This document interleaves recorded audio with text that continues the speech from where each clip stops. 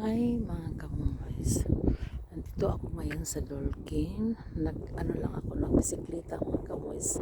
At saka nagpunta ako sa bangko at sa namili ng mga pan mga kamumays. Nagbisikleta ako 30 minutes. Back and forth is 1 hour mga kamumays.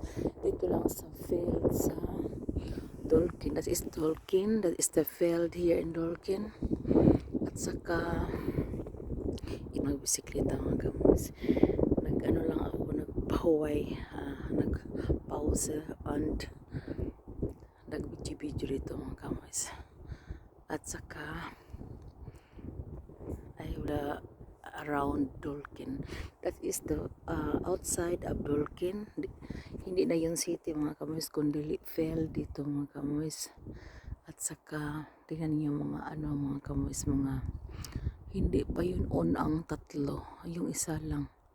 Yung windmill is yung mag-produce ng for the future dito ng electricity mga kamoy. So wala na yung mga charcoal. Charcoal is yung galing sa lupa, sa ilalim sa lupa. That is charcoal kasi marami dito noon at saka ngayon wala. Parang i-abolish na nila, ito na ang ma-produce sa electricity dito sa labas mga kamoys. Di ba sa atin mayroon din sa dapit sa Luzon na siguro yun. At saka ito na around dito sa Dolkin. At ito mga plants na ito is Reuben. Reuben is das weird sukar. Tak.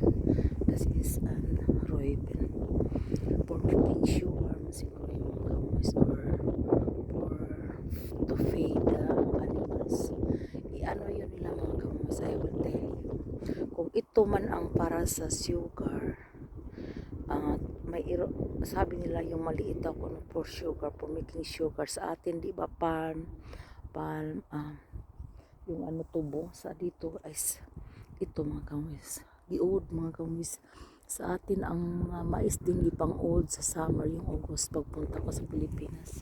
At dito gipang old yung mga kamoy. So this also bio and i-harvest yun nila mga 8 this month or October or November like that.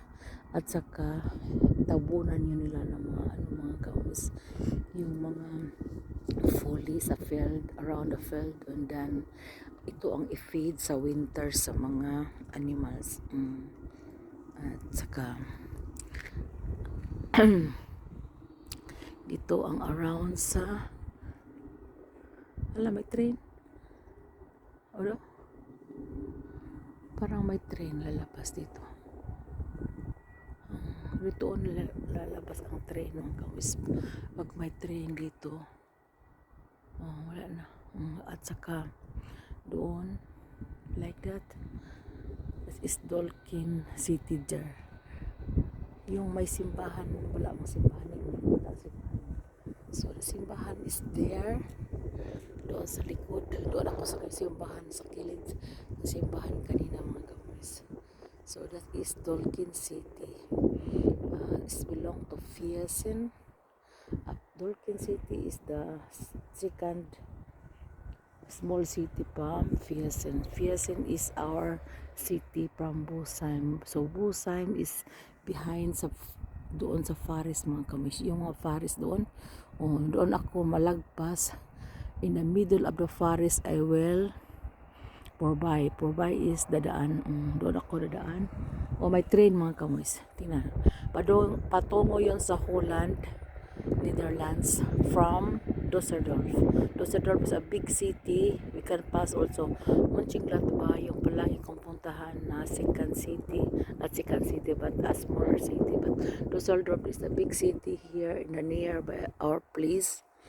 45 minutes drive with a train. Saan yun? Doon.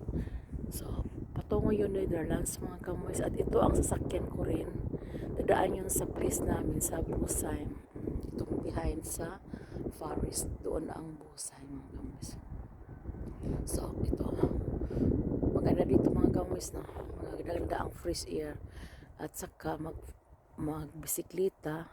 That's why ako nagbisikleta. Normally, I want to drive with the car, but my husband working today and I'm got free from Wednesday is my last work kasi kahapon is dito is holiday sa Germany.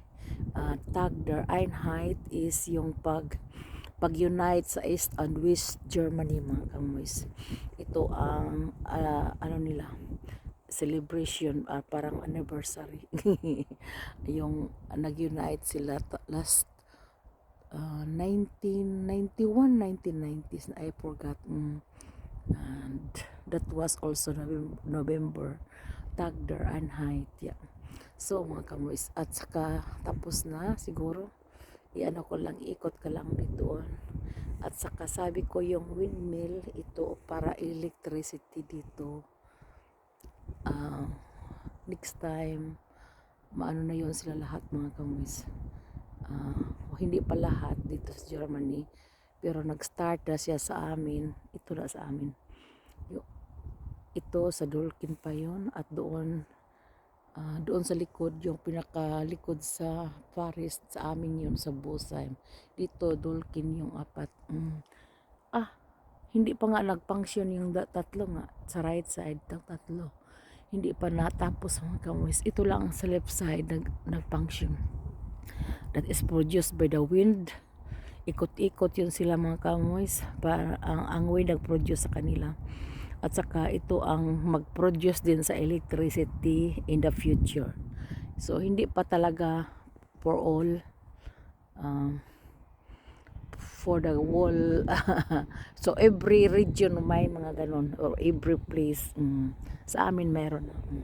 Okay, mga kamoys. At ito sagbot, I don't know what is sagbot, parang melon tingnan, pero hindi yun melon.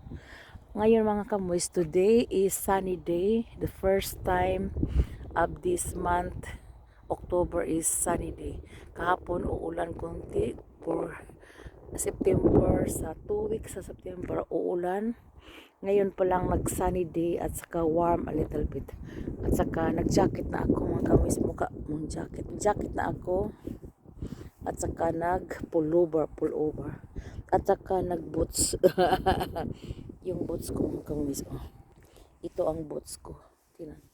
Nag-boots ako ng half boots. At saka ang bike ko, mga kamoys, sa asawa ko yun.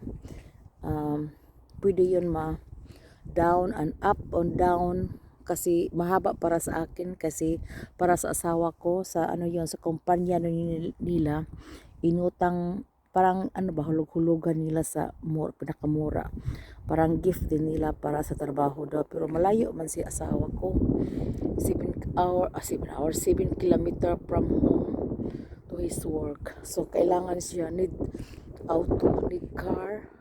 But before, ano siya, mga kamoys, yung pagdating ko dito sa Germany, siya lang, nagmotor. Yung motor, mga kamoys, Mofit is motor. Ito ang sasakyan niya noon, at saka mag-helmet. Wala siyang driver's license noon, mga kamoys. Yung pagdating ko sa Germany, gusto ako magkuha ng driver's license. Ang sabi niya, gusto din siya magkuha ng driver's license. Di kaming dalawa naggawa ng driver's license. Grabe, mga kamoys. Nauna siya at saka ako ang the second. Kasi ang yung mga brochure pala, no need to buy na pag ako na ang mag-learn. Kasi siya ang nag-una. Wala siyang mga kamoys, kasi hindi siya nagawa. Matakot siya noon. Matakutin siya ba? Mag-drive ng auto. Hanggang ngayon matakot din siya, pero hindi naman talaga matakot kaysa before. Noon daw, so sa 18 pa, normally dito sa Germany, mga young generation ngayon, 17 magkuha ng driver's license. At saka hindi yun free, mga kamoys. Kailangan parang eskwelahan, ang oras ha, kung mag-drive ka, yung mag-practice mag-drive, mga kamoys, tag 50 ang oras sa euro.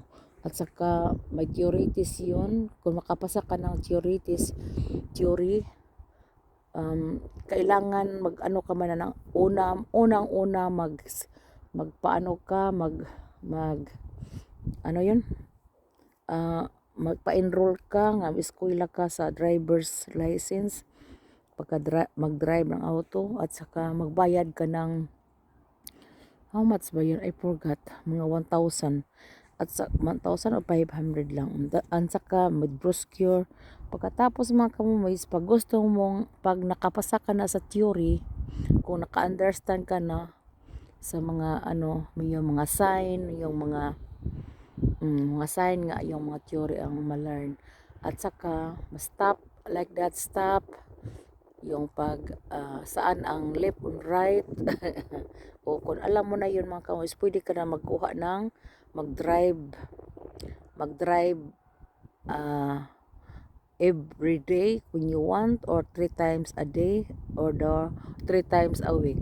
Pwede yun. Sa akin noon is 2 times a day, 2 times a week o 3 times a week nakuha ko. Kasi old na ako mga kamuis, 30 plus na, parang pagpanganak ko ni before ako nanganak ni Lisa, yung youngest ko, nakuha ko yun or si Ipa. Basta kay mga 1993 94, 93, 94. Nauna si asawa ko, pagkatapos ako mga kamuis. At saka, parang hindi ko na gusto mga kamuis kasi ang German ko is, ang German ko is, less is not good. Mine is not good ang German ko. At saka, mag-ask lang ako palagi ni Reinhard kung hindi ko maintindihan. At last mga kamuis, thank you Lord na nakapasa ako hindi ako na nabagsak sa sa theory lang ako nabagsak 2 times. Ang third time nakapasa ako pero nag-ask pa ako ng question ng isa sa sa maestro. Grabe mga kamuis. At saka yung ko pag drive mga kamuis, perfect na ako, hindi ako nabagsak kundi in one time lang na nakapasa ako kasi more time din ako. Grabe, malaking pera yun mga kamuis kasi 40 plus hours ang nagamit ko. Normally, ang mga bata, yung mga anak ko, mga lang, 25 hours lang ginamit nila kasi mga bata pa yun sila mga kamis. So, 17 dito, mag-start na with the biglaytong from the parents or mother or father uban sa pag-drive sa auto. Yung first drive nila mga kamis, kailangan may sa kanila, may together sa kanila para mga kamuis, para kasi 17 is not allowed alone, kailangan may biglaytong with mama or papa together. At saka pagka 18, kung may auto na sila, pwede na sila mga kamuis, sila magbili sila or mag-drive na alone. Si Ipa, nag-drive na siya alone. Si Christoph din. At saka si Lisa, hindi pa siya nakabili ng auto. Kailangan, need siyang mga kamis, mag-practice pa. Mag-practice again kasi baka nalimutan na niya. Hindi na siya nakadrive sa auto namin. Normally noon, mag-drive sila si Ipa sa auto namin. Manghiram. Pero si Ipa mayroon na. At saka si Lisa, manghiram siya noon. Kaya hindi na siya nag-drive. Ako lang palagi. At saka, mas alam ko pa mag-drive siguro kaysa asawa ko. Pero kami together, lang, alternate. Kasi nasakit yun sa asawa ko, yung niya ba, yung legs niya, parang hindi na makabrake ng long. Kung for example, magpunta kami sa, naglipad kami sa Pilipinas, ako nag-drive niyan. Kasi si asawa ko, hindi niya gusto mag-drive ng long distance. Yung lang sa trabaho niya, yung sa simbahan, malapit-lapit. Yung Amsterdam talaga is 2 hours with the car from our place to Amsterdam. Kasi ang train mga kamuis, pag mag-train ka, may late, may kunting late, may long late. Paano ka ba? Hindi ka makatras sa train kasi ang train palaging malate, not so good. So, it's better auto than i-park namin doon malapit sa airport. Magbayad ka lang ng konti. Pagbalik mo, may auto ka rin. Huwag ka nang pasundo at diretso na ang mga baggage mo sa auto mo. So, ito lang mga kamumays. At saka, ito lang na ko sa inyo na what is difference between ah, auto and train. At saka pagbiyahe dito. Hala din maganda mo kami. Parang ang clouds parang cotton. Cotton bumble. Tingnan mo yung sa gitna. So mga kamoys, and just thank you for watching. Have a blessed weekend po. Today is Friday. Have a blessed weekend.